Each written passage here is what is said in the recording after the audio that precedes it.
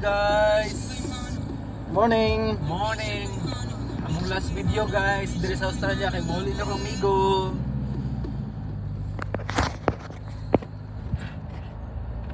Ilaagsan na ako siya sa city. Lagang mga Ag sa big city guys. lagang mga angkol ba? Para ano niya guys, ma-memory niya dito sa pag-uli niya sa Australia. Anong Douglas Bay? Reasons to gift. Huh? Instant scratches. What the Douglas Number Bay? 67. Happy Father's Day. Speaking of scratches, sorry about your car. Whatever the occasion. Anong Douglas Bay? Yan pala ang double issue sa Dilworth. Akala ko sa Dilworth na yun doon. Clear pa pala yun. Stock card niya. Wala. Apple na. Ako man tumasda siguro. Oh, mo to. Mo to yung Mazda. Ah, wala na. Hali na to. Yung Mazda? Hali na to. Kalansay na to yung Mazda eh.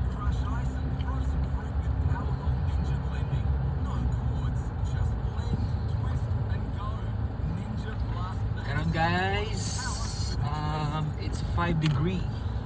Curtis to no? Vaters. When the cold hits, don't let dehydration Vaters. sneak So up tapos on na you. sila Vaters, Hydrolyte WSB, tapos rehydrates Ramsey. most of the water Ramsey away, na dira. so you can stay on your feet and enjoy the chill. Available at select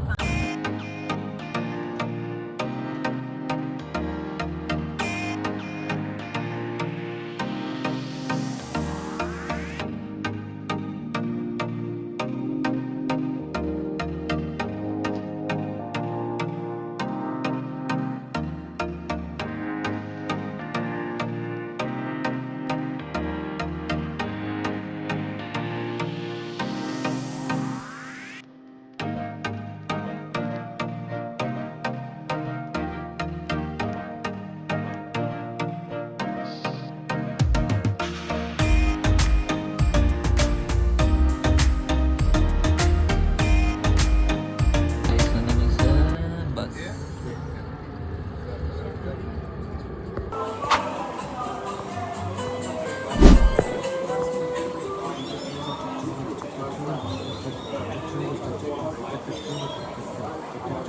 Kailan ka na dito?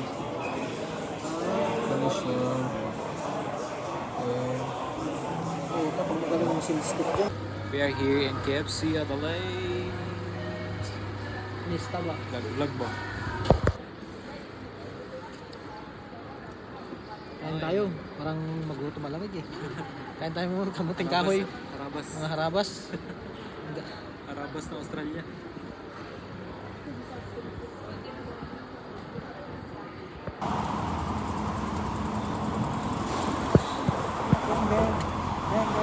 Gang, gang.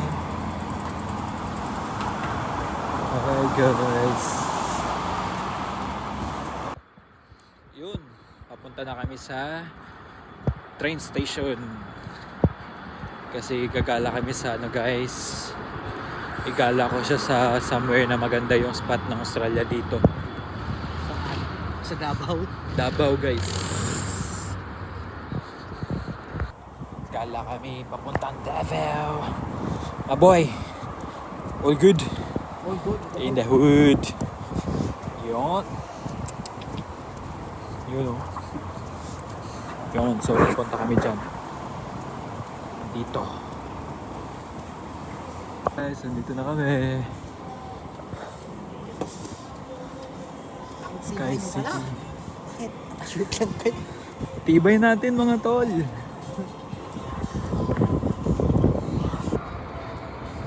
Yun. Uncle. What up, what up?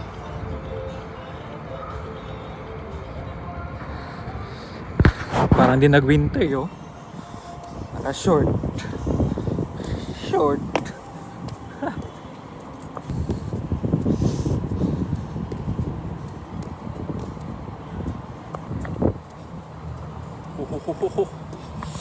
Malamig, malamig, malamig. Malamig cold. Grabe. Ha? Ang lamig. Malamig nga no? Tignan nyo guys yung view. The view. The view. Parang uniform mo nigro sa Ford. Flinders. Di ba? Uniform sa Ford. Flinders. Enjoy muna, pero uwi na yan. Enjoy muna, pero uwi na yan. Iiyak ka na ba? Ipos mo. Oo. Makita. Ay, hindi ko pa i-post pag wala ko dito. Ano? Ayun guys. Yun. Yun. Yun. What up guys? Tong tropa ko na to guys. So, uwi na to ng Pinas. Kaya maggala-gala tayo dito muna sa Adelaide guys. Pangharaba siya na. Tignan mo Pangharaba. yun, yung view. Yan guys oh. Yan ang magpapasaya sa atin yung gala. Ginagala ko siya guys kasi last day niya na dito guys. Hindi pa namin alam kung kailan siya babalik. Sa hindi po nakakaalam, siya po ay taga saan ka? Sama. Taga Samar. Ako naman taga Davao. So dito tayo. Tignan mo guys. Dito ba? Dito. Ah, yun.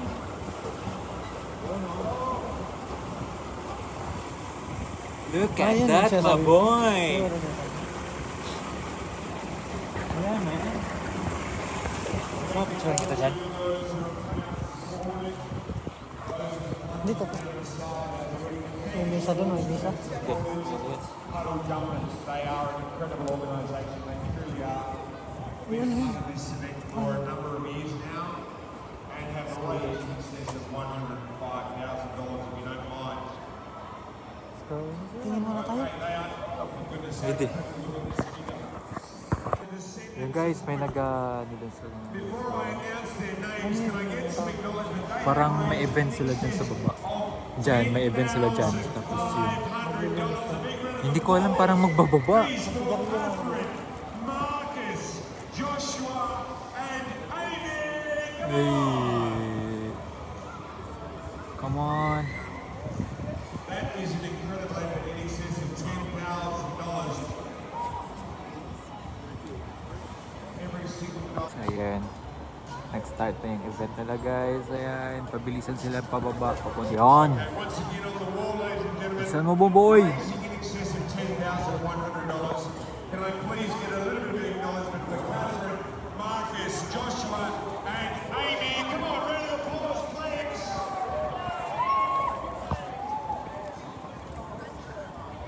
That is truly an incredible effort.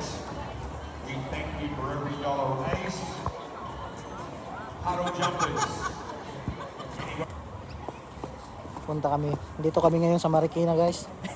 Sa Riverbank. Ito. Ito yung view. Ganito ang buhay dito. Buhay Marikina. Buhay Pinoy.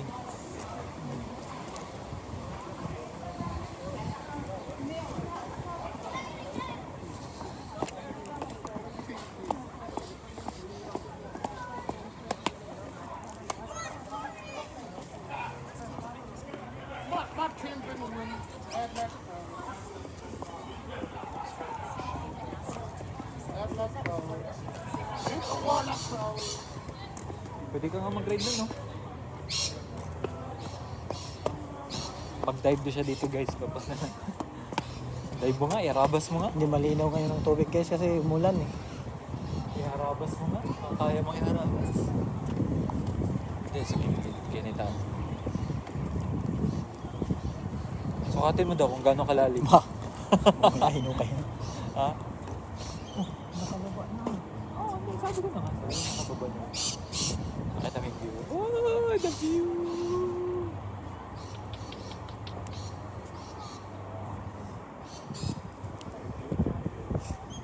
Yun, no. Yun, guys. Alam nyo, maganda sa ibang bansa. Pero nakaka-homesick. Pero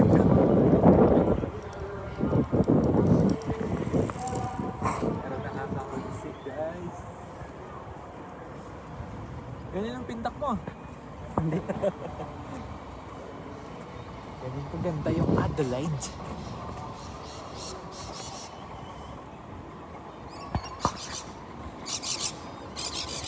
Tumbling. Gusto mo picture lang kita? Gusto mo picture lang kita? Guys, nagakilo-kilo mi sa mga bagahe guys. Kay muli na pod kog Pilipinas. Char lang. Nagakilo mi kay para di siya malapas. Good morning guys. So this is the day na mo uli na si Riniel guys. So, hindi siya ng Pilipinas. Mag-stay siya na for good. And, Morning. ayun guys. Nagpiprepare lang kami. Nagko-coffee lang ako. Tapos siya, maligo siya guys. And then, karga lang namin itong mga bagahe niya. And then, we're going to the airport na guys. Kasi, isang oras po yung biyahe papunta ng airport. So, medyo mahaba-haba yung biyahe namin. And i-guide kami ni Lord na safe kami darating sa airport and everything.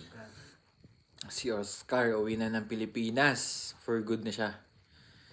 So, sa mga nagtatanong, stay tuned lang kayo guys. Alright, Brother John, good morning. Stay tuned. So, ayan na guys. This is it na. Uwi na talaga siya guys. Hindi na siya magpapigil. Uwi na si Justin Bieber ng Pinas. Ayan guys. So, we're going to the airport na. Ayan guys. We're going na guys. Ayan na si Oscar guys. Pauwi na siya ng Pilipinas. Ayan na guys. Pauwi na siya guys. Anong pakiramdam? Nauwi ka na? Parang alis o hindi? Yan na. We're going to the airport na guys. Sorry. Ayan.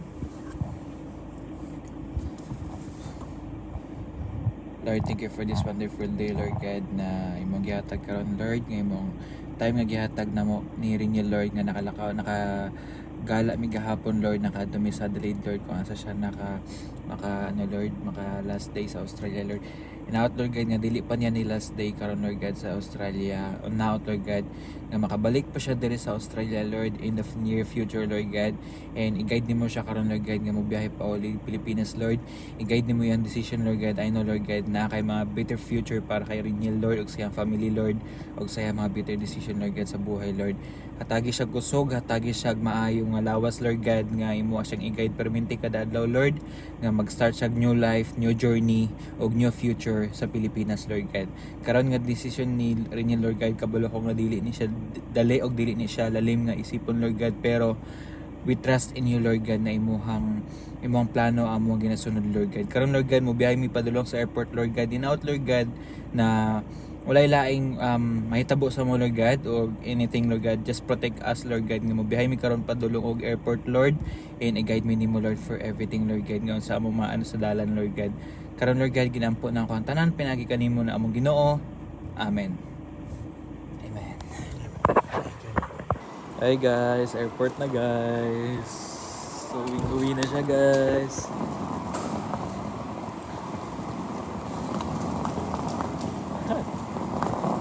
Yaman ang bag mo ah. Milwaukee ah. Yaman ang bag mo, Milwaukee. Ayun guys. Airport thing. My friend. Airport.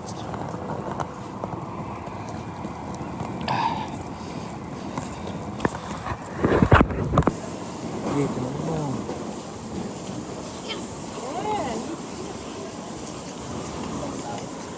Pwede timbang. Bye guys. See you sa Pilipinas. Sige. Guys, natin na natin si Riniel sa airport guys. Nandun na siya sa loob. And ako naman, pauwi na. Ingat kapatid. God bless sa journey mo. God bless sa pangarap mo. God bless sa family mo. Kung ano man yung naging decision mo, nasanay, gabayan ka ng Panginoon. Ingat, and you have a safe flight going back to the Philippines. Ganun lang ang buhay guys. Pag nakapag-ipon ka sa abroad, balik ka ng Pilipinas para magnegosyo. Huwag mong tatambayan magtrabaho. Pero hindi ko sinasabi yan para sa lahatan. Nakadepende pa rin sa'yo yan. Nakadepende sa taong gusto. Alright? So yun lang. At hanggang dito na lang guys. Paalam.